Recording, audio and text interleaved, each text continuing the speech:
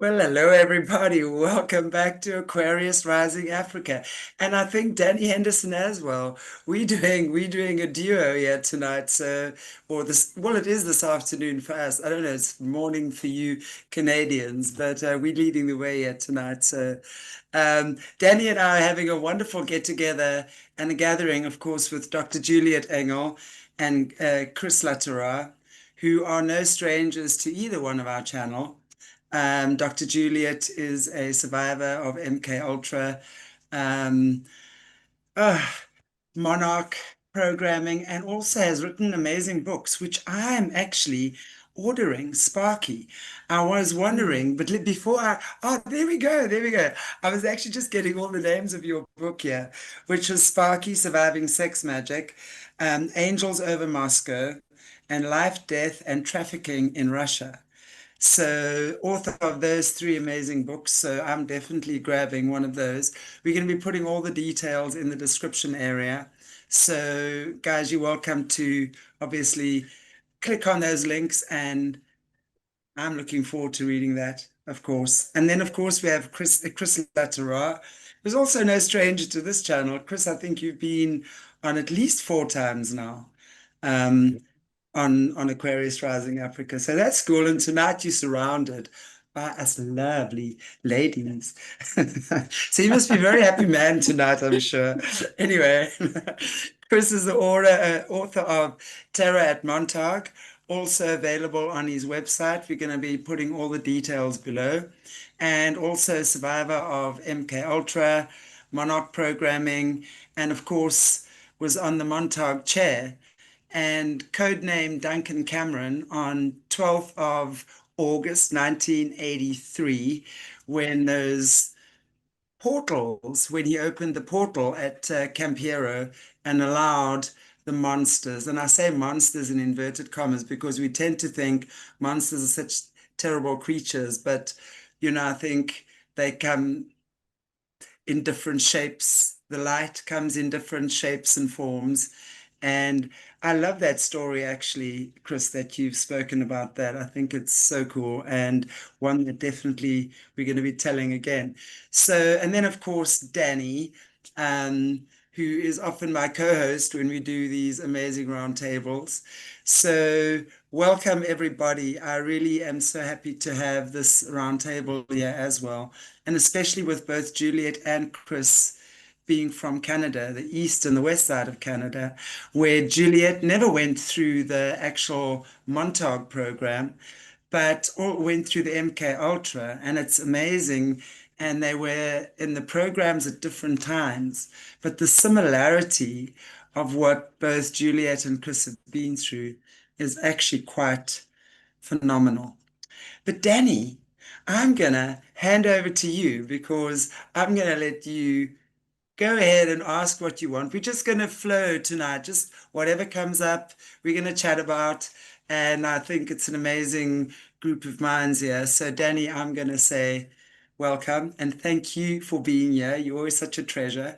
And love for you to go ahead and just ask Juliet or Chris whatever you'd like to and open up the floor for us. Thanks, Shanti, darling. And again, I love it when you and I come together because we're very determined in our missions to support humanity and to bring every single Mm. subject. And you and I are two of the bravest broadcasters out there because we're not doing what we do for audience or for likes or for fame or Yeah. for ego. We're here because we have a deep desire for every being, every child, every adult to be aware of the things that have happened and to help them in their healing. And that people like Chris Lauterer and that Dr. Julia Engel have gone through the worst and the most horrific programs imaginable, but they have the proof that they did. And I always yell and bang on about I will stand on physical evidence. That's what I do mostly on my channel with ETs, demonics, angels, programs, militaries, governments. I'm not afraid of one single subject. You couldn't Yeah. pay me enough. My soul is not for sale. That is why we get to connect with people like this, Shanti, because you and I are coming from the Yeah. same vibration and the same place of love. And I couldn't be prouder of Dr. Julia. I couldn't be prouder of Chris Lauterer, both recent new friends to me. And it's so funny how we all find each other at the right time. And at the same time, then the energy comes together. We're here in support of each other. And that gives each of us more courage and more strength to come through. I'm about to have Juliette back on my channel. Oh my God, this book, guys, Spark. Sparky.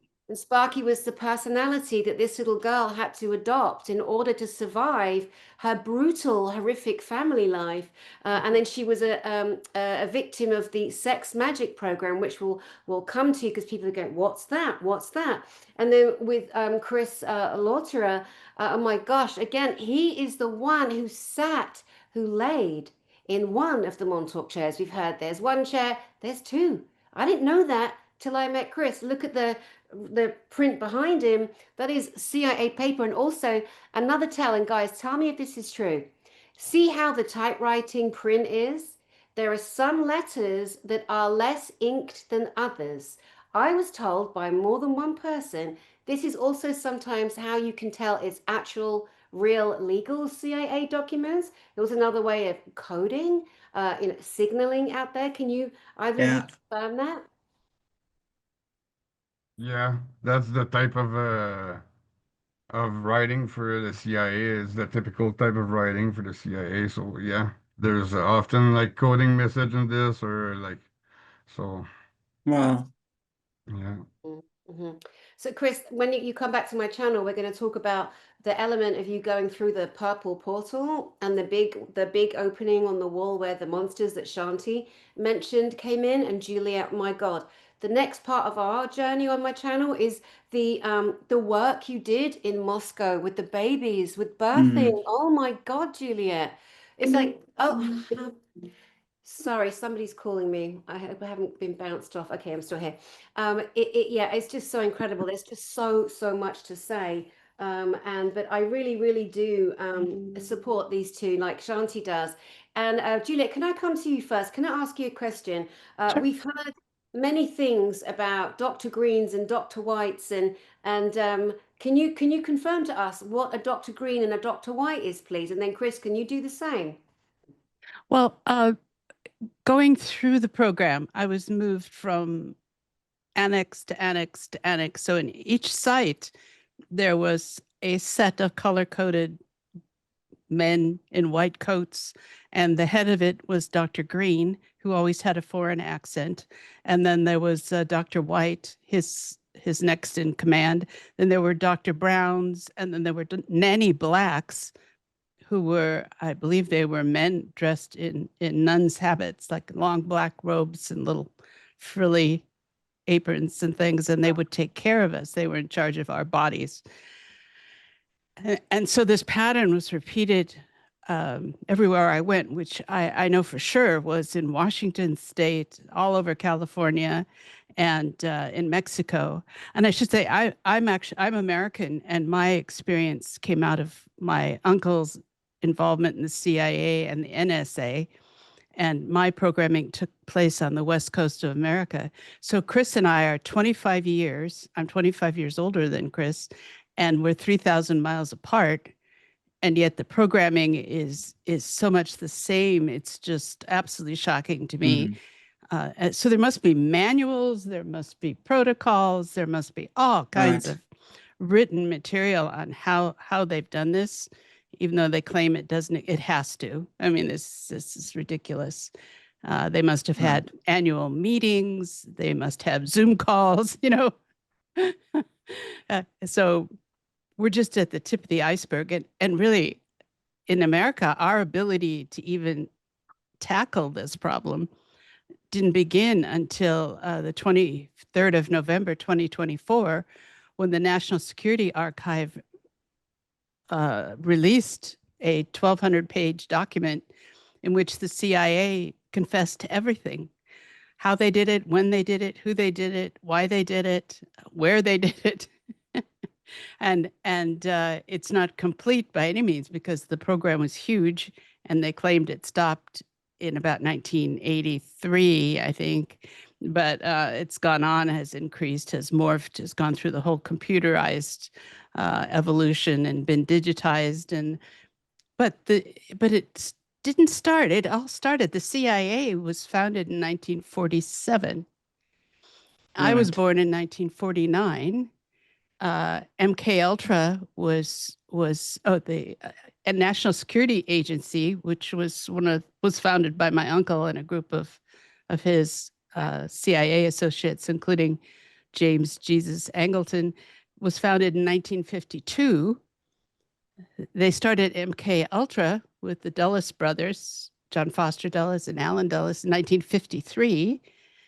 And I was put in the MK Ultra program, yeah, 1953. And then I was put in the program at 6 years old in 1955. So it was only 2 years old at that time. So it was very early. And we tend to think of all these things as eternal, like they've always been part of the earth. No, they all came from a small group of men following World War II who got who met each other, who never probably would have, but they were all in Nuremberg for the Nazi trials, and they got their hands on all the research that the Nazis had been accumulating. And instead of hanging the scientists, they bargained with them, got the research, got their hands on unspeakable experiments that they'd carried out, didn't want to put them to waste, brought at least 1,500 of the medical experimenters to Huntsville, Alabama from Nuremberg, spread them all over the United States, and then they put their own children, which is how I got into the program to program us as future leaders with spiritual powers and astral projection and sex magic and all that they thought they'd found the key to existence when they got their hands on these documents. So it's a small group and it's been a short period of time. We have to keep that in mind. Mm-hmm. The Dr. Green and I think it's all coming from the paperclip, those codes and all, because they're usually affiliated to Germans. Anyway, in my case, Dr. Green was a German, so yeah, that's It was. there were white coats. I wasn't calling them but it's pretty much like the way she's talking, like Juliette's talking, like they kept the same pattern, like they just change a bit. So it's super interesting to have one of the first generation of MK Ultra, and being able to compare this with the other ones, cause to see the evolution and how it went out, where it goes. So I Right. think that's a big part of the MK Ultra history. So that's cool.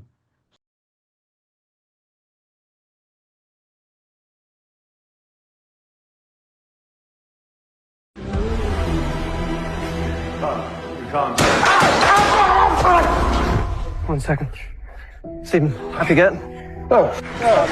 Explain what's going on here. This is the culmination of quite a few months' work to see whether it's a gentleman called Chris, who's currently in a hypnotic trance, see whether it's possible to hypnotically program a person to kill. Anything strange happened during the talk? No. We actually had a camera on you. I know we didn't let you know that we were filming, which was important. Remember that woman in the polka dot dress? No. Don't remember her turning around talking to you? No.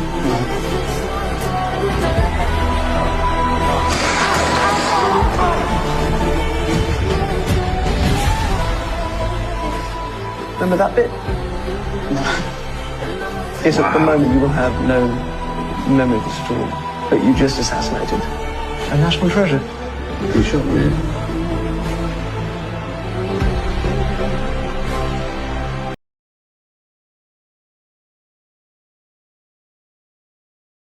Yeah, there, and this was Dr. White at the first program I was at, and he was the one that became my handler. That he had a relationship with my mother, and but his name really was George Hunter White, so maybe that's so all the Dr. Whites are probably named after him. But he was one of the first, and then Sidney Gottlieb was in charge of the overall program. But the Dr. Greens were always German; they always had accents. And since I was a child, they were just all old men to me. But the similarities is just And Why do you think it was? And I'm interested, especially because I must say I haven't heard about when you were talking about Nanny Black. And I actually have heard about Nanny Black before, and I wasn't sure what that was. And then the Dr. Browns. But I know, Chris, we were speaking that the Dr. Green is usually a Dr. Mengele. That was usually Mengele. But there have been quite a few survivors that have spoken about Dr. Green being other doctors as well. So it wasn't just Mengele. So definitely it would seem that they would have used these code names. Why green? Would green mean anything in particular? I mean, we know that these creatures of the night don't do things without purpose or reason. So to me, it would maybe some type of magic that they were Yeah, why engaging keep in. always the same name for all the different guys? So yeah, like that's the Yes. So like a patterning, obviously it has to do something with the programming or the patterning, and maybe the same way that they implemented the torture. There had to be maybe a certain strategy that the different colors used, I would imagine. I'm wondering if you guys would know if there's anything. I mean, I think about these things, obviously I understand color. Color is very powerful, and they would be using color therapy, or not therapy, but they would be using color as well, the element of color within their dark magic and their concoctions and stuff. So I'm just wondering if there was anything that the green specifically would have meant or represented. yeah, green was big in their world, and if you spin black and white, the color that you get is green, and the color between black and white. So if you see in the Masonic temples and everything is black and white, and Yeah. as I was told, if you pull the black and white tiles apart, it's green. And then when the beginning of every session, they would tie me to a wheel, which had all black and white symbols on it, and spin it and spin it while they're saying there is no light, there is no dark, there is no up, there is no down. And then they get to the point where there's only green. I was seeing green. I was supposed to release my soul in a flash of green. So green is the destruction of the human soul. So green is extremely powerful in that occult destructive, the genocide and the destruction of the human soul was seen, I think, as a step to becoming a higher level godlike. They wanted to become gods, and they thought they could, and they had these books and these papers and all these things, and unlimited access to children, to torture, and no accountability.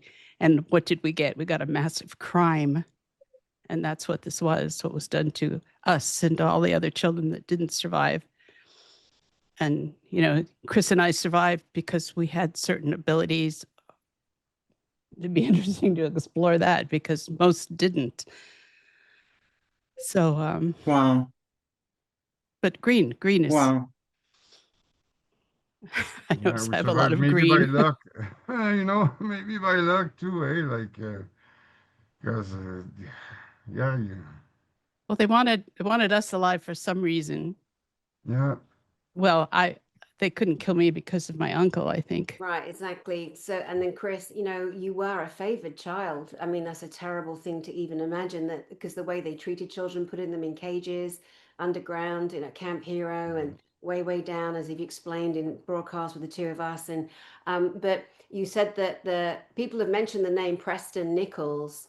Is it Preston Nichols or Preston Daniels? Preston Nichols, I think. Preston Because, Nichols. Right. And I didn't so on Facebook, so I think it was the day that I was interviewing with you, Chris, that I was on Facebook and I saw my friend Brad Olson and he was at Camp Hero. He was at the doorway of the ugly block of bricks with the boat-shaped receiver, satellite receiver. Yeah. He was there with Laura Eisenhower and JP and some other people. And I thought that's just so crazy that they're there. And they were talking about Preston Nichols. And I'd never heard of him because I haven't known much about this subject at all. I've met people, I've spoken here and there, but not found anyone yet, apart from you two. Not disrespecting other survivors, guys, out there. Please do not think I'm disrespecting anyone.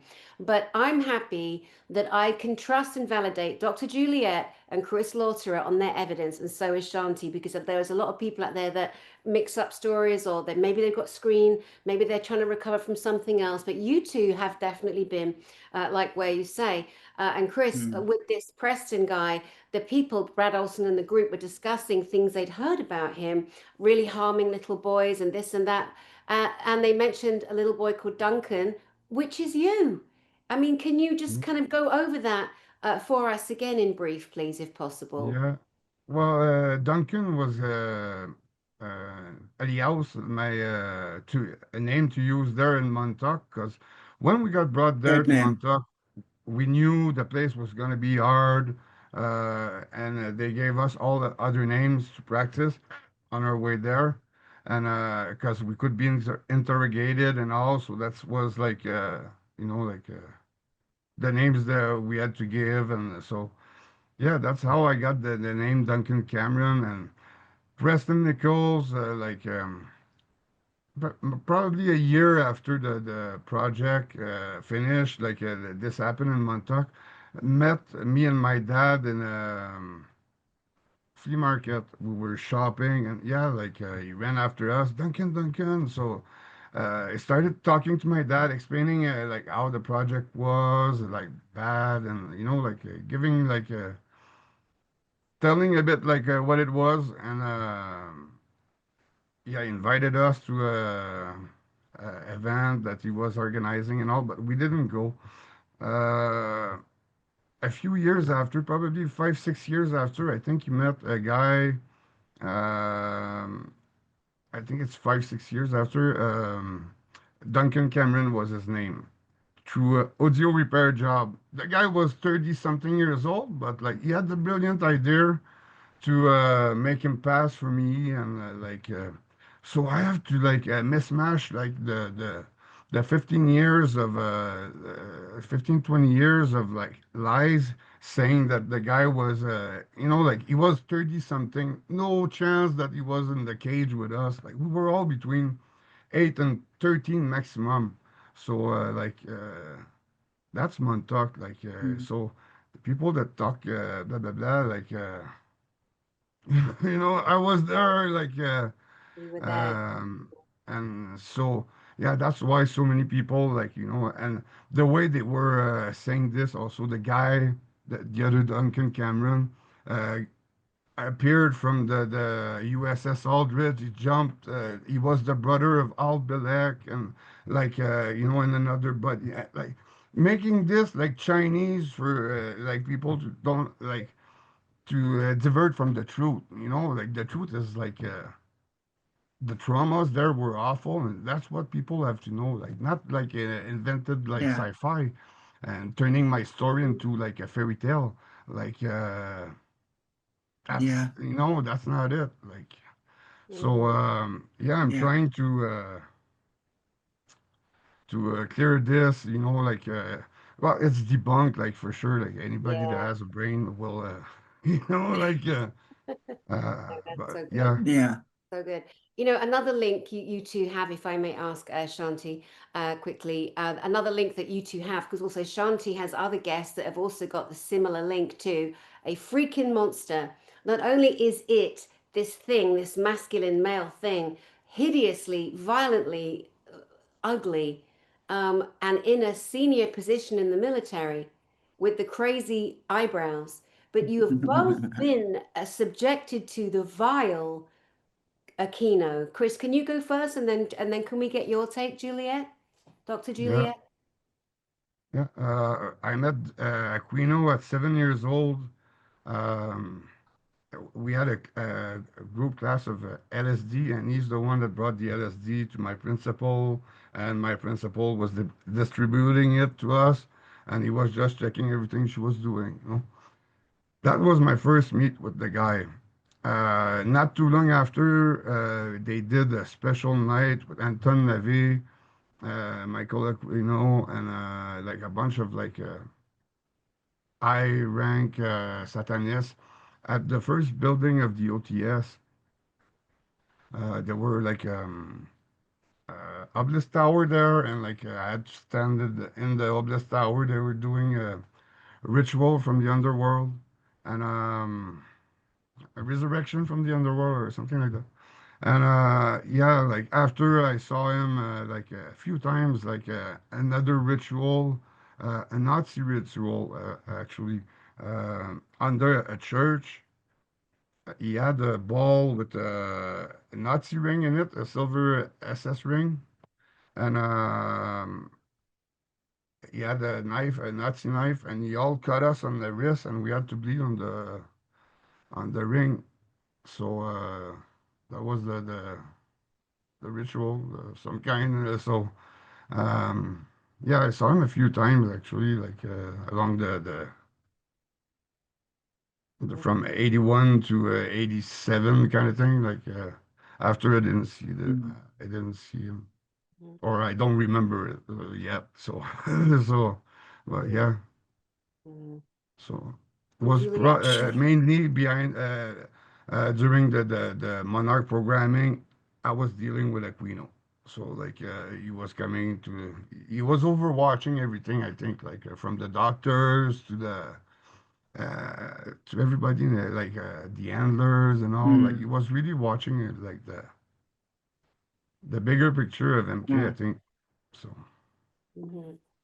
And Juliette, there's an age difference between you and Chris here. So you met Aquino when he was younger. Was he just as ugly with those ridiculous handlebar eyebrows?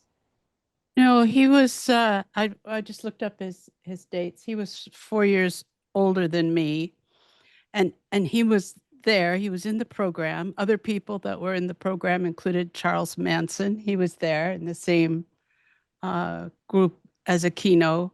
Um, who else? Phil Spector. I don't know if you remember him. He's Wow.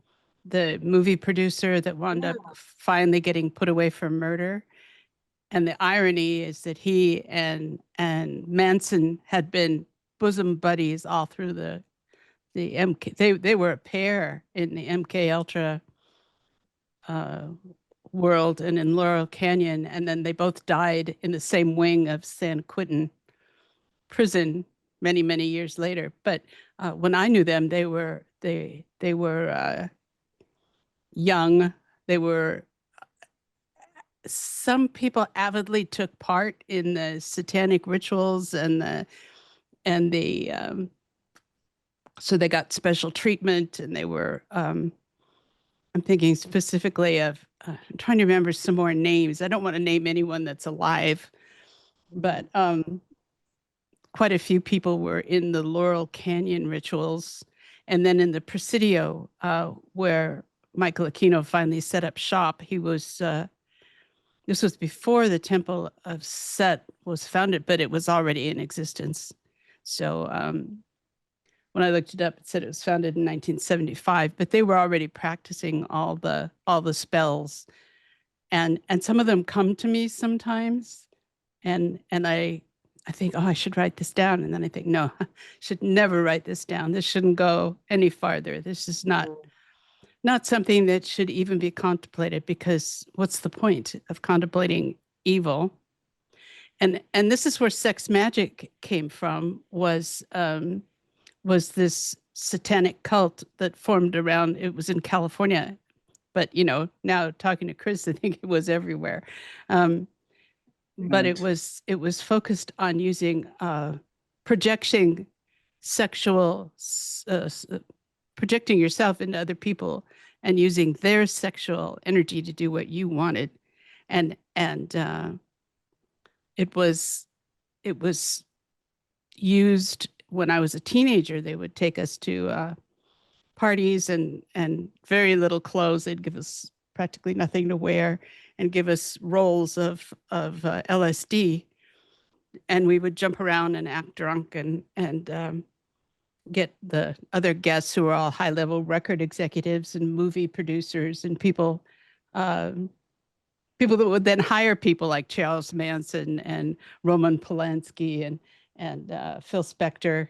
They were doing it for jobs. I was doing it to just get out, but we would get everybody high on LSD and rolling around on the ground with underage children who were us, and get them all photographed and compromised, and then I would leave, go back to the truck that had brought us, and study my geometry, and those guys that I named would continue to party and made a whole career out of it. So that was, but Aquino was very much there. He was there at most of the events. He came from that San Francisco, Southern California area. Eventually he had his cult at Presidio in San Francisco. And I was there as a teenager. So those were his early years. Chris saw him 25 years later. But Aleister Crowley, I don't know if he was the one that was directing all this originally. And Anthony LaVey. What do you mean that Aleister Crowley was directing? What was he directing exactly? Well, Sorry, Chanti, the next question is yours. I beg your pardon. He had designed he died in The 1947. Satanic Bible and all, like I think Anton LaVey, we took his like his lineage, but I don't know if they were in the same time of alive, or because like he's pretty Yeah, he died in 1947.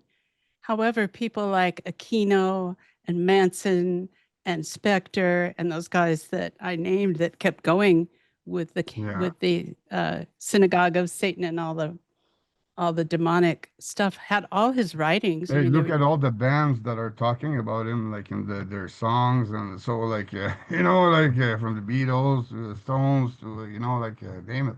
So and like, that in the 1960s that set the tone for the counterculture, which was do what you want, do what thou willst, is what do Crowley what thou said. willst. Yeah. But what it means is, do what you please. You don't need to care about anyone else. But isn't there another line that goes after that? I've heard that, and I can't remember what that is. Do what thou willst, but it's like karma. If you're going to do what you want, there's a retribution. Because I mean, yes, I think what free will and choice is on this planet is you can get to do what you want, but there's a karmic retribution for every action you have. There's a reaction, and I'm wondering if they forgot that part Never of it mentioned all, it. right? No, it was just do what you want. And that really was like Pepsi, what is it? The me generation, the you are number one, free love, free sex. You don't need to take any responsibility for getting pregnant, have an abortion. It was like all for you. That was the 60s, wasn't it? Very much the hippie era. We're looking at that hippie era. Because if you look at the 50s, that was quite yeah. Okay, you guys carry on just chatting there for a minute. Yeah, I got a couple of questions. Dr. Juliette, now again, you and Chris are from different generations, which is amazing, because then we can look at the step down, how many of the military, because it was a military organization in terms of it's very militarized, Dr. Greens, Dr. Whites, Nanny Blacks. It was the same uniformity across the decades. We can prove that by the two of you and your testimonies. Dr. Juliette, you mentioned people like Chris, not Marilyn Manson. Oh my God, Manson, Charles Manson, yeah, and Jim Morrison and other people. Now, did you ever see, and can you confirm? Because I wouldn't like to say the name and it not be true, but I've heard on several different levels, Bob Hope, Frank Sinatra were potentially part of programs. Is that true in your experience? I couldn't say because I didn't know them and I was young. So they were just all old guys that had to be seduced. So I knew some of the other people that were just a few years older than me that were in the program and that are still alive. Okay. still alive now. But as to the older ones, I didn't want to know them, and I didn't. They were just old, you Got know. it. Got it. And bearing in mind, you mentioned Laurel Canyon. A lot of people have been around LA. I've been around LA and San Diego, where obviously you both. Oh my goodness, so many things there, and so many things we've covered. We welcome people to go back to Shanti's channel here and my channel and other channels that you guys appear on to get the full background of your testimonies. But let's take Laurel Canyon. A lot of people, even without knowing the things that have happened there, have said it's really creepy there, it's really eerie there, because humans, we can pick up, we can feel when something's not right.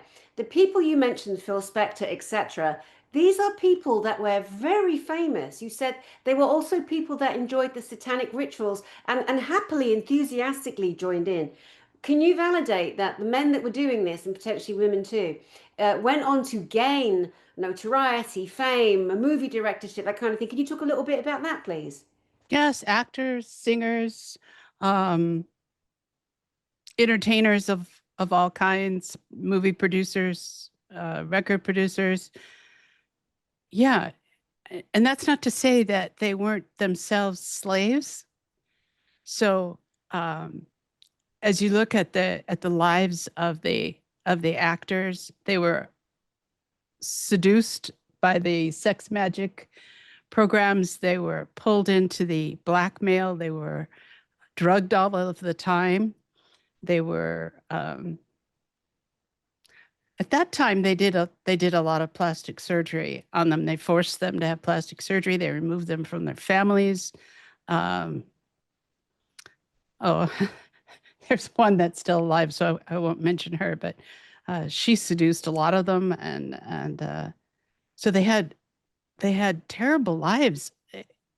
They had all the money, all the bling, all the fame, but their existence was destroyed. So, and we're looking at those now. You know, people that are doing all the plastic surgery in the world to try to stay young and stay relevant because they've lost something. You know, they can't talk about soul or God or purpose or it's all about your superficial looks, which is what they were sold. And when they gave up their soul for fame, that's all they had left.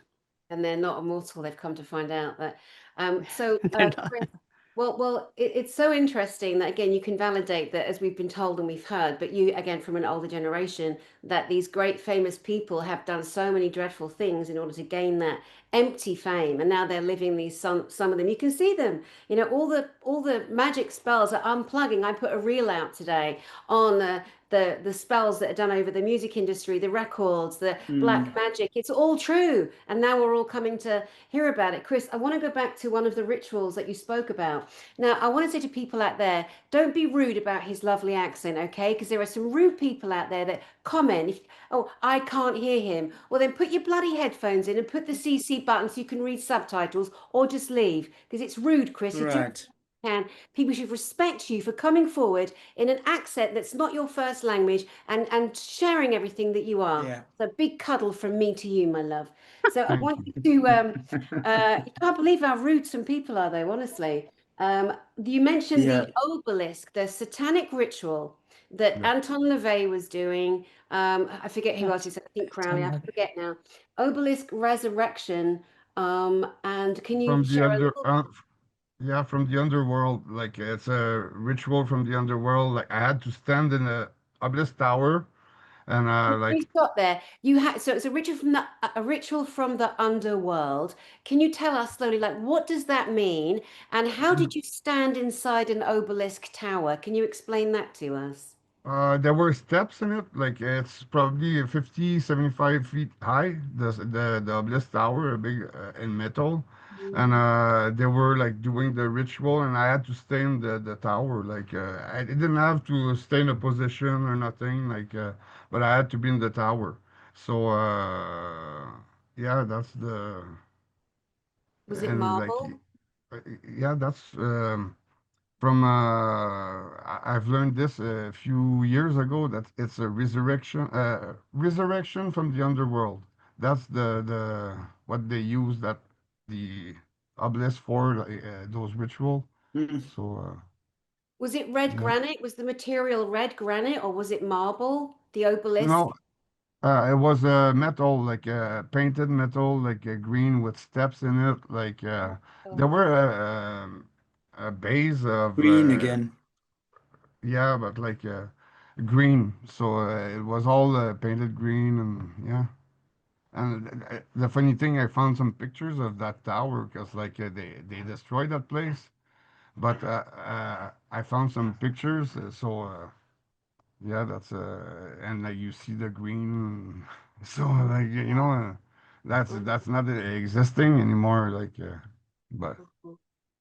One more quick question on the theme while now Shanti's come back on the wheel, because I know people heard a little bit about the wheel, but they want to probably know a bit more. Dr. Juliette, if you're Yeah. comfortable, tell us about the wheel that you were strapped onto. How were you strapped onto? What did it look like? What color was it? Which way did it spin? If you could explain some of that so we can feel into the experience, but also the chanting, a bit more about the chanting and the men in robes that were doing that over you, because it's such a hard one to even imagine for a little girl to go through that. Uh, Sure. it was every time, and I'd be drugged. They'd give me chocolate chip cookies that made me really sleepy and out of it. And at first, I would fight them, and they'd give me shots, and fight. And after a while, I just ate the cookies, and then I'd wake up strapped naked to a wheel with my arms and legs bound down, and the wheel would have symbols on it. Um, Many times it would be like the yin yang sign in black and white, or it would be yin yang, and they'd throw bones on top of me before they started to spin, or there would be runes and old writing, which I've tried to find. It looks Sumerian actually when I researched it as an adult. I think it was Sumerian writing. They would spin me on the wheel, and it would go this way. What way is that? Anti-sunwise. Clockwise. Okay. Would go clockwise and spin faster and faster and faster while they were chanting, there is no day, there is no night, there is no good, there is no bad, there is no light, there is no dark. I mean, basically taking you into nothingness. And when you couldn't stand it anymore because it was just so disorienting and strange and nauseating, I could stop it at any time by giving up my soul. This is what they told me. In a flash of green, if I opened my mouth and let my soul give them my soul, then everything would be great. I'd get the money, I'd get the clothes, I'd be a star. I could be a singer, even if I couldn't sing. You know, the promised land was there. And I think a lot of survivors took it. And now you see them. They're like these soulless, high level people that you can't understand how on earth they got into positions of power in our government or our entertainment industry. But that's how they did it, and they've got the money, they've got the control. So they're making horrible movies that no one wants to watch, but they have unlimited funding. They're writing terrible scripts, books. You can't get a good book published unless you're one of them. And then, and they really can't write. It's all AI writing. So it's created a culture where people with brains, talent, and ability are repressed. And these people that were forced really to give up their souls have taken control. And now they're in their 70s because, I'm probably one of the oldest ones from the program. We'd all be at the top end. We'd be 76 to 78. I mean, that would be it. And they're realizing that there's nothing there, that the script goes nowhere, that life goes nowhere, that no amount of plastic surgery is going to keep you from dying. And then what? Because they're lost. They've given up their souls. So it's infiltrated the church, it's infiltrated every aspect of our life, and it's a disaster for us. And so as a survivor, I want to share everything I know about this because it needs to be corrected. And until I heard Chris speaking, I had not realized that all way over on the other side of the country, in Montauk, it was the same people doing the same things 25 years later. Probably worse, but they probably got better at it. But there's the basic problem, and it all goes back to, I call them the 12 evil men in 1947 who got their hands on stuff they never should have gotten their hands on. They should have destroyed all that Nazi research. That should have just been gone, and those Nazis should have been hung, and that should have been the end of it. But no, they stole it. I think that's the reason why they took the Nazis over to begin with. I think that's the reason. I mean, if we there was that documentary, and I think I might have even spoken to you about it after the Second World War, that the greatest untold story of Adolf Hitler in history or something. And it, there we see that, and of course, I'm sure lots of German propaganda and stuff as well. But there we see that really the Allies and the Russians wanted what Germany had. So the World War II wasn't even over, and those Nazi scientists were already kidnapped. I always say they kidnapped those scientists. They didn't say, okay, well, you can come over and, well, we'll see what you got and then we'll decide. They wanted those scientists with everything that their little hearts could desire because they wanted that technology, and the Russians wanted the space technology. Well, I guess they all wanted it, all of the technology. But that was where I think the Russians and the Allies colluded behind Germany's back, really, to get that technology from the Nazis.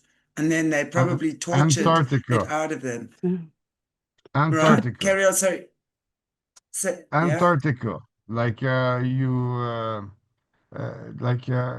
the war stopped, all the soldiers, I think there's 5,000 soldiers that went for operation whatever with General Byrd. High jump. Yeah, and I think it was all because since then Antarctica is protected by a treaty that all the countries are together on it, and so they're protecting something that stopped the war from there. So if you add up it's and Germans had a foot there before them, so probably if you back up a bit the tape and you analyze this, you'll see that it's all leading to this. So the ancient tech that they found there, and so yeah, and the person that organized all of this was Hitler's head of security, Gehlen. I forget his first name, but he was the chief Nazi, and he was in Nuremberg, but he wasn't a prisoner. He was negotiating with the 12 evil men from who became the CIA, NSA, and also there was John Trump, Donald Trump's uncle, who was at MIT. And he had obtained, or MIT had obtained, all of Tesla's files when Tesla died. So just think about it. There was Gehlen, who'd overseen all this Nazi research to begin with, now being basically put in charge of putting together the American security services, which became the CIA in 1947. And he had control of the access of all the Nazi research, plus Tesla's research, and whatever else they had their hands on. So, I mean, what a prize. And it makes sense then that they would take their own children and put them in the program. Because right. I was the first one born into that group of all my uncles. I was the first child, so they put me in. and it makes sense from that perspective. To them, perhaps. To Doesn't him, make yeah. sense to any No, of it doesn't us. make Yeah. sense to me. No, terrible thing to Most do. The definitely whole not. thing was, Wow. Yeah, if anything in history Absolutely. could be undone, that should be it. mhm. Yeah, Chris, so I know Mark, you asked me to just check for these files. I can't download check for it on my computer, but I'm thinking I can't download it on my computer, and to get it from my phone to my computer is another mission and a half. Yeah. Um, Maybe if you could share with us what those videos are, then as you speak in, Yeah. I will just play them. Or if you wanna maybe, can you share screen from where you are? I'm not sure. I'm not sure how that works. So sorry about that. Like to No, share the no, carry view, on. Yeah, but maybe yeah, tell like us that video. mhm. Yeah, that video is like somebody that was like trained for a few months, like a few, just by bits here and there, without even knowing it. And he was like programmed to be like killing somebody, and like he has a fake gun and all. And like during a show, like he stands up and kill, and it sits back like nothing with his wife next to him, like nothing happened. He doesn't even remember like 3 minutes after when they wake him up.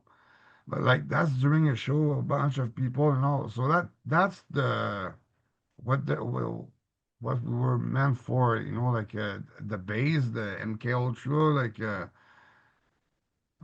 Manchurian Candidate, like you killed and you don't remember, you have no clue, and like that video is a short resume of like what that experience they did.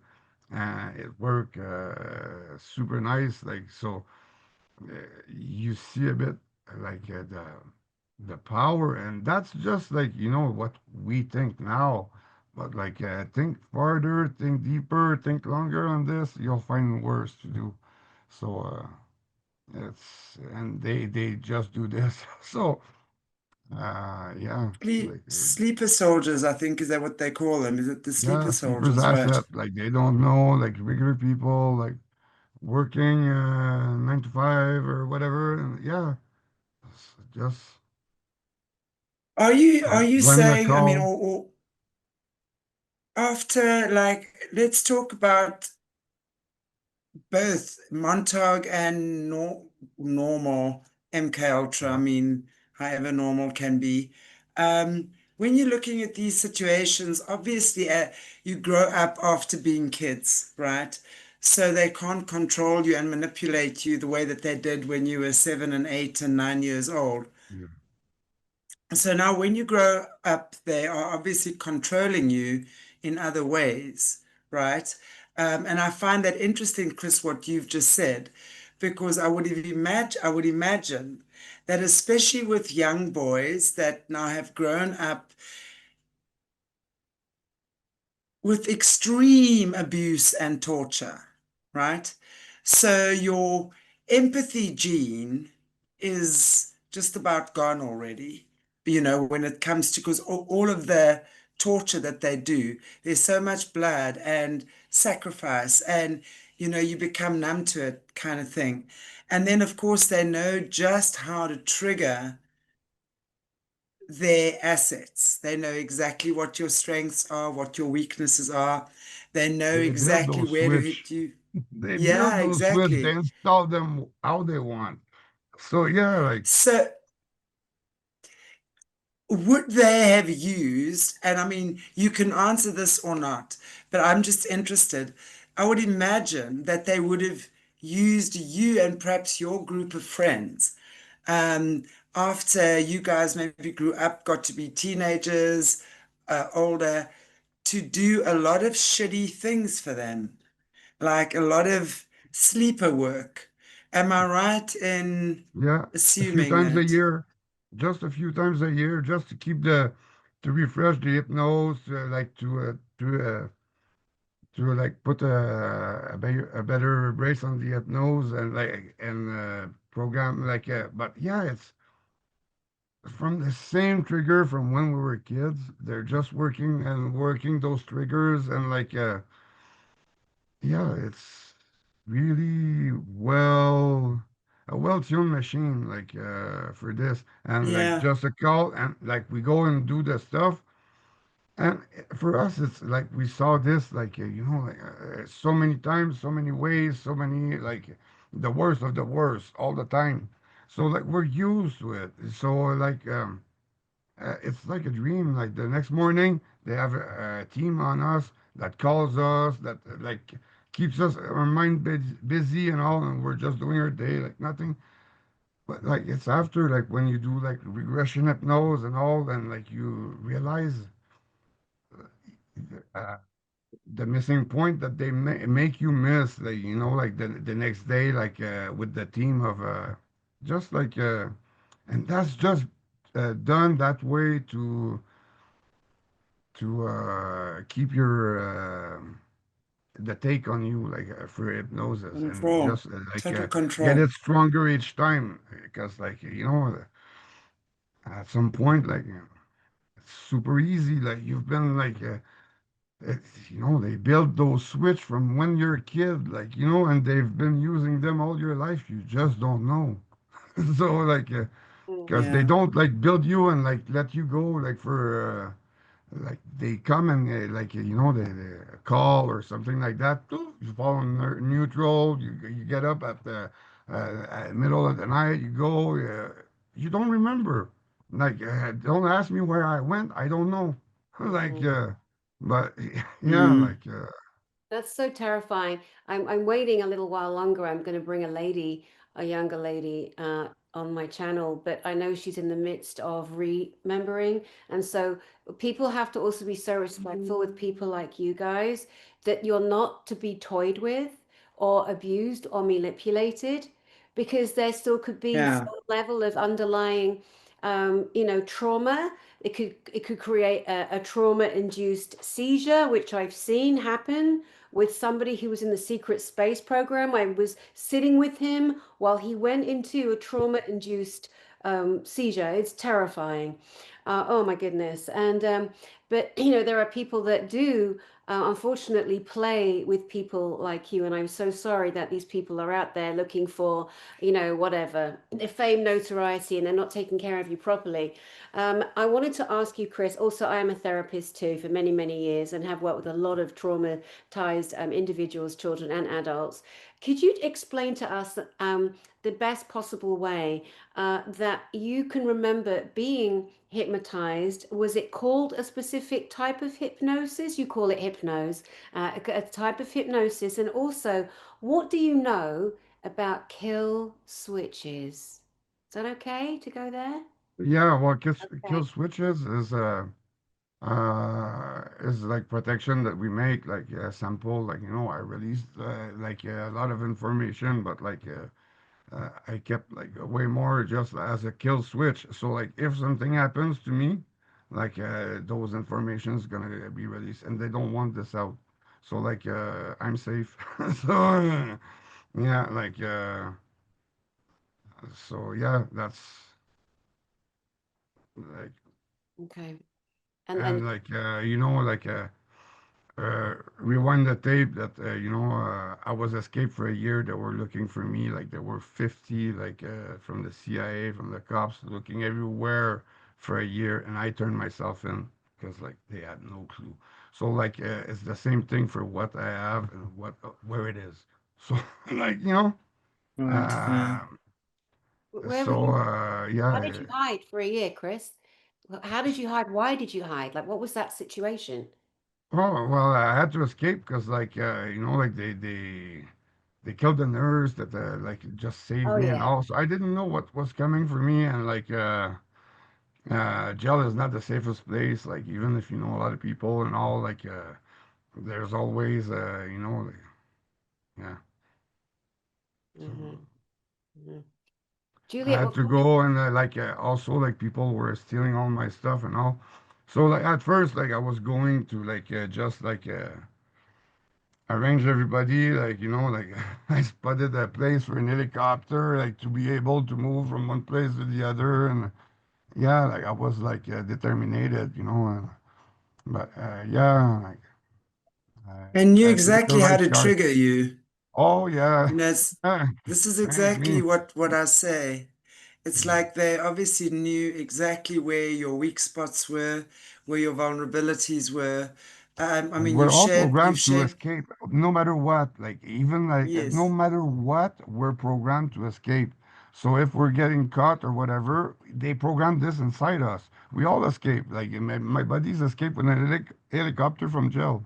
Like the helicopter came in the yard and like and they yeah. So like like So we're all it's and like we that. went on those flight simulator for helicopters. So that's why we all have like stories with helicopters. Like, like from Eric for the gold mine ice with the helicopter.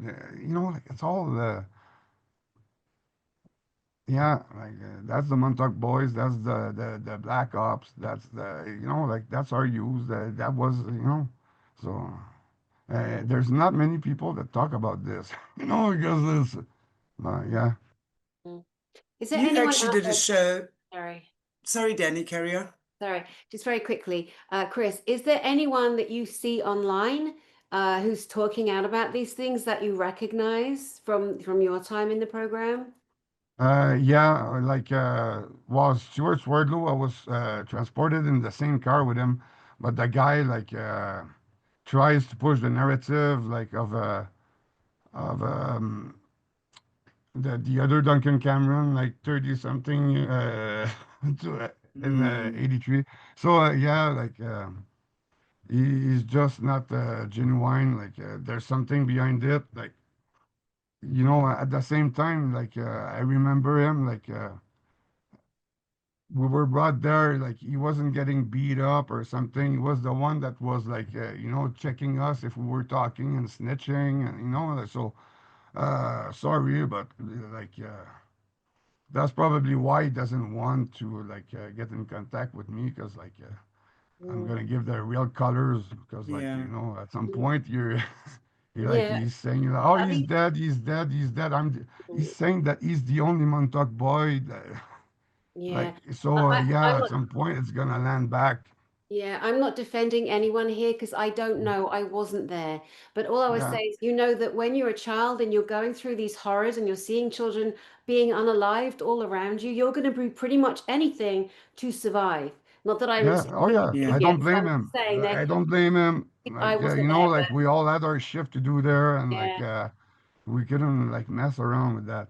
But like the fact is that like we're both like 50 something now. So like you should be man enough to say, hey, hi, we survived from that place, and and talk the real thing, and like help like expose the real facts, so that this doesn't happen to other kid. Not wear a cap like they were wearing, and like promote the like whatever he's promoting. So like that's my issue with Swordlow. So sorry about that. It's live this morning. Um, Fuck you, man. So Uh, that's it. tricky, so tricky. Juliet, it can I ask is. It is.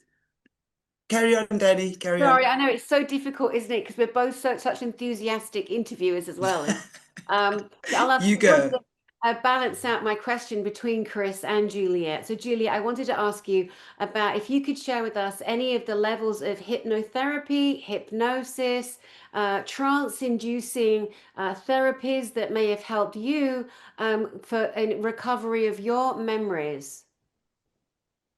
No, I would never do any of the hypnosis or trance induction, or I would never deal with a therapist without sitting there staring them in the eyes.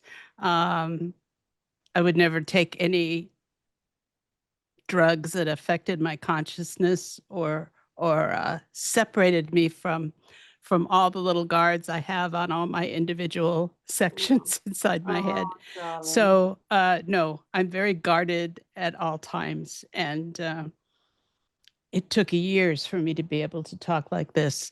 And Chris escaped for a year. I totally understand that completely. I escaped to Russia for 20 years. And so I lived in another language, so they couldn't access my thoughts because they do that. Um, I lived in places, in buildings that, I mean, I was very guarded, always very guarded. It was easier to do that in Russia than it was to do it here. And I have to say that after a while, someone from the Russian security services spoke to me, a very high level general actually, and finally told me that he'd known my uncle, that they'd been together in Bletchley Park during World War II, decoding the Enigma. My uncle had been this genius cryptologist teenager, and so they knew each other since that time. So he had actually, this general had actually arranged for me to be invited and help me along in my work, which was to do the exact opposite of what was done to me in the United States, because I went to work in maternity hospitals. I helped reform the birthing system. I traced down what was happening to adopted or to children who were abandoned in the birth houses, followed them all the way on a bus, all the way from Murmansk to Norway on a little bus, and started bringing them back. And so devoted my life to that in another language, which it protected me. I think it would have been much more difficult to be in this environment where I was so accessible to the programmers. So yeah, I escaped. But then I came back because I needed to tell this story. And when I came back in 2010, I was 65 or 62, I guess. And I still didn't remember everything. So I determined to write Sparky, which meant painfully going step by step by step and remembering being a child. Because, like you say, inducing the seizures, the memories that go in with childhood torture come out that way too. So you don't just intellectually say, "Oh, okay, somebody chopped off my toe." No, your body memory relives the entire experience. Right. So you can be suddenly sent into, and this has happened many times, suddenly sent into catatonia. I had this Right. happen to me. I was speaking to 300 representatives of Homeland Security in a conference in Casablanca in Morocco. And I got up and I looked at them all, and they were all backlit. So they all had these crew cuts. And so it was like looking out over 300 porcupines. And suddenly I was back in the MK Ultra program as a child, because something had happened like that with flashing lights and backlit heads. And I completely lost my voice, lost my orientation, didn't know where I was. They were all very nice. They were going, "Come on, you can do it." And I was gone. So that was a memory seizure. And I now know what I was remembering was the children in cages, and just being able to see them, their silhouettes backlit and their shaved heads. Oh my God. There was nothing good about this. Nothing. No good moments, nothing. But I struggled through Sparky so I could talk about it. But it took me years to be able to talk about it. So kudos to Chris being able to talk about it at 50. It took me until 75. God. But this book, it starts off at a gallop. Like that's why you always warn, and I warn anyone too that reads this. It is so violent on the first pages. You know, your father was sacrificing you to an adult rape, but you're 6 years old and you were broken in that moment. And that's how the book starts. And then we're living your psychosis and your desperation to survive as a little girl. The way you write is just, it's incredible. Incredible. And you're just so brave, both of you are just so, I'm going to cry, just so crazy brave. You just really are. You're just a gift. You've done so much to help other people. You're helping other people heal. You're giving others out there who've truly lived this or elements of it, because everyone's pain is important, but you're giving them hope that they'll be believed, or there'll be an element they can find healing from, or that they're not crazy. This did happen to them or to somebody around them. So bless you both so much. Yeah, everybody should look at the documents, because the CIA confessed So they can no longer say this didn't happen. They've admitted it. And But I'm they'll be in the show notes, the link, so everyone that watches this can look at that. what's the accountability, though? You know, that's the question I have. It's one thing these monsters admit to doing this thing, and I know Jesse Zaberto spoke about a few weeks ago. 5 million kids went through Montauk, just Montauk. That's the entire white population in South Africa. That's how I relate because we are 5 million white population here. Montauk was just That one of the place. There's a lot of other places that are used that are just not known. So that's the thing, exactly. like so I mean, I like those just 5, 6 places in my book that they were using that they can't use anymore because there's too much in to so they couldn't take that risk anymore. So yeah, I saved the ass of a lot of kids there, for sure. sure. So It's so tragic. These poor babies. I mean, and just on a slightly, I mean, I don't know if you know, Jesse Zaberto does really good decodes on the system. We were actually talking about the milk contracts and the milk moustache. You know, a couple of years ago, they had that milk moustache got milk. I don't know if you remember that.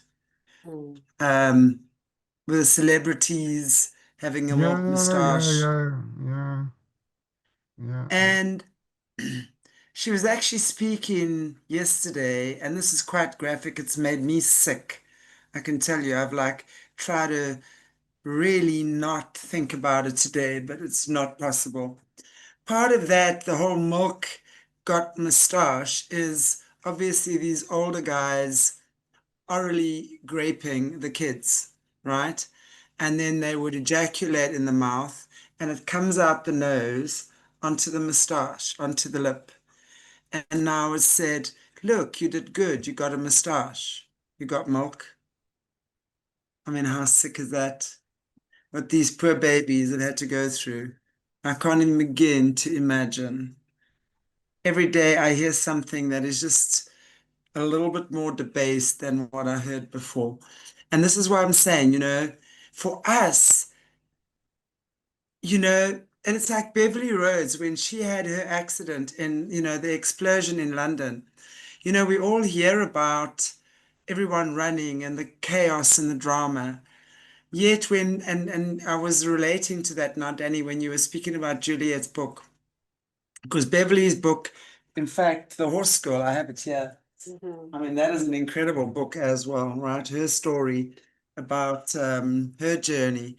And when she, like, literally in that explosion and dragging herself and no teeth in her mouth, and like you going through the horror, and Beverly as well with her experience as a child when her stepfather, handler, brother-in-law, obviously sold her and abused her from a very young age. It's it's amazing that you guys are still here sharing these stories. I honor you. I really, really do. It can never, ever, ever be easy and it can never go away. And the whole point about what I'm saying is that we can never imagine the horror as much as what we think we can as non-survivors of what you guys have been through. And it's so true, Danny, what you were saying earlier on. And to, with survivors still retrieving memories, it's so easy to get triggered. And I find, and I think as well, I'm finding a lot of deliberate triggering is happening now with survivors as well. There's a lot of people coming out there deliberately triggering survivors. So I want to just say again, I believe you. I thank you. I honor you for everything you're doing. I know, and I'm gonna call it it's 1919 now. I'm gonna kind of wrap this up because I know these interviews do get a little bit tiring, but I want to maybe just go around with each one of you again. I'll start with Juliet. just if there's something you want to say, share, something you want to just share with the viewers, advice, parents, I don't know, anything that you can share with us. And I'll start with you, Juliet. Well, their big control over society is the whole illusion of magic. And if we could Right, eliminate magic from our vocabulary, because there is no magic, there's no magic youth, there is no magic spell, there is no, right. someone may be more intuitive, other people have the abilities to see through dimensions, all these things. That's not magic. That just is what it is. And trying to capture that in order to manipulate and elevate, because these people want not only to manipulate and elevate themselves above humanity, but they want to be So true. gods. And they're So not true. gods. They're not going to be gods. And no amount of plastic surgery or drinking adrenochrome, drinking children's blood, torturing children, eating children, none of that's going to do anything for you except completely destroy your soul. And so we've we can if you eliminate that, if you stop watching Walt Disney and listening to all the magic this, magic that, and realize you're a human being, you've got a finite number of years, do the best you can with it, and go into the journey of your own soul. Prepare yourself Right. to be the best you can be. Absolutely. That's where the real magic lies, and that's probably the only magic there is, you know. I love that actually. Close as you're going to get, any of us are going to get. But it's so true because I've often said, you know, these guys lie so much as well. I am so convinced they bullshit us with so much crap that they can do this or whatever.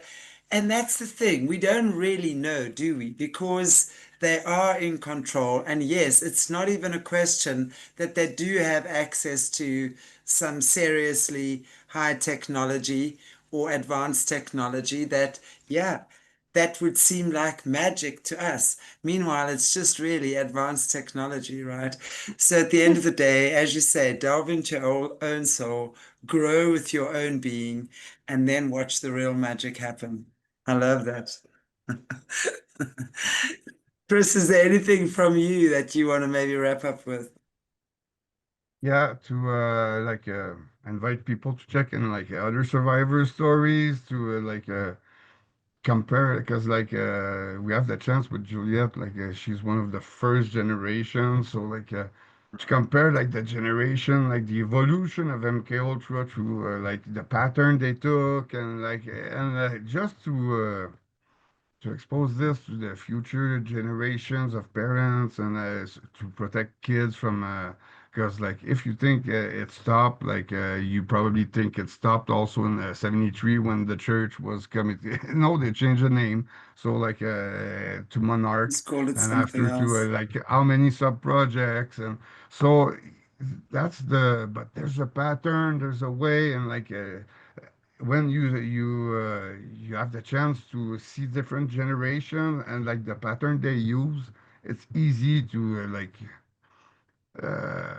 see where it's going and all. So yeah, invite people to do their research because it's touching everybody now with 5G and all. Like everybody's involved in a form or another of mind control.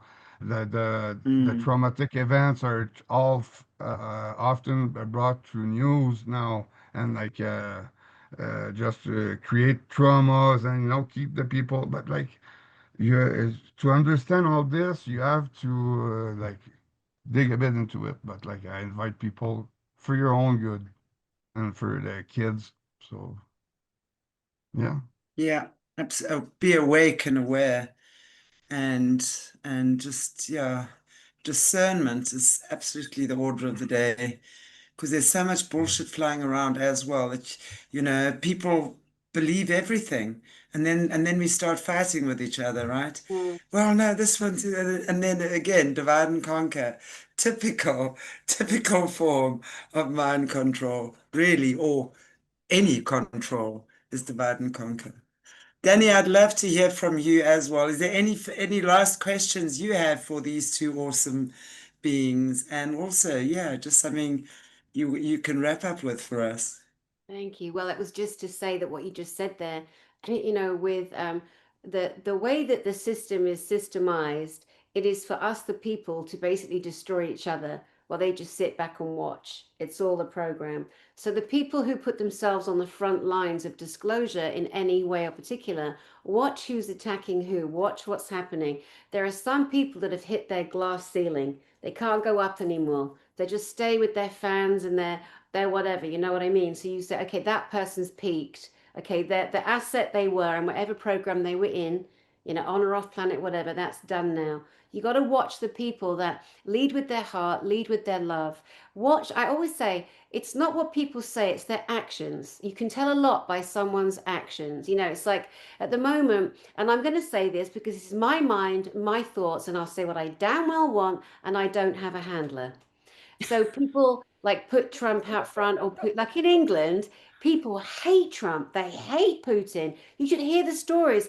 In America, there are people that love Trump. They love Putin. How could we have it so wrong on both levels? How is that? It's Right, manipulation. It's mind fucking control, right? It's bottom line. right. There isn't a person who isn't affected by mind control. So, me as an individual soul, individuated spark of God in this vessel, I'm watching everybody, okay? Because I don't have a handler anymore, which is fucking great too. So, sorry for saying fuck, but anyway, just to labor the point that we're individual, we're all healing something, okay? If our ego is going to block, yeah, moving forward in truth, we need to sit down and shut up and let other people continue on their journey. Chris and Dr. Juliette, you are leading the way in this specific systemized program. And again, I salute you and love you both so much for coming forward and being who you be. And I will play and explore with you more on my channel too. Chantel Mayberg, Shanti, you are an extraordinary woman. On the other side of the world in South Africa, holding your end up as I'm holding my end up in England and America. Shanti, Yeah, you for are one of the sure. bravest, right? You're one of the brave. Don't you interrupt when I'm giving you a compliment, girl. You are one of the bravest people. You go to the darkest, darkest, darkest stories. I've watched you over the years. I watched your massive channel get taken down. I've watched you slaughtered and slandered by horrible, awful people. And here you are, rising and rising and rising and shining and taking on the hardest subjects. And I salute you for that. And that is what I want to say. I'm very proud to know you three and will continue to support you forever. Thank you. Dan, Well, you are that's so true. lovely, and thank you. Yeah. And I mean, really, really, thank you. That's I mean, and what can I say? Ditto to every single thing you've said. It's like this morning we were talking about I had the wrong, I'd given you, because it's Thursday, we were recording today and airing tomorrow, Friday. So I said to you, Danny, shit, I've got the wrong date. I gave you Friday, it's Thursday. Please, please tell me you can do it. She says, I'm your bitch. I said, yeah. I'll be there. I love it. Yeah. And it truly is what it is. I love our community. I love the fact that we have really, we have hardships together. We get through it together. And I honestly don't give a continental fig what anyone says. I know who I am. I know what I'm about. I know what I'm here to do. And we all do here. And that is a great honor as well. And again, Juliet and Chris, you guys really are warriors. And it's a privilege as a non-survivor in this life anyway, um, to be speaking with you and that you're sharing so much. I know this cannot be pleasant. It's never pleasant to dig up these old horrible things, but we honor you and appreciate you for what you're doing for humanity, definitely. And I will definitely be playing with Virtue on my channel again as well. And Danny, we will do some more of these for sure in the future. Okay, everybody. God bless you. Take Thank you, good care of everyone. you, and I will see you very soon again. So have a beautiful day. Bye-bye. Bye bye.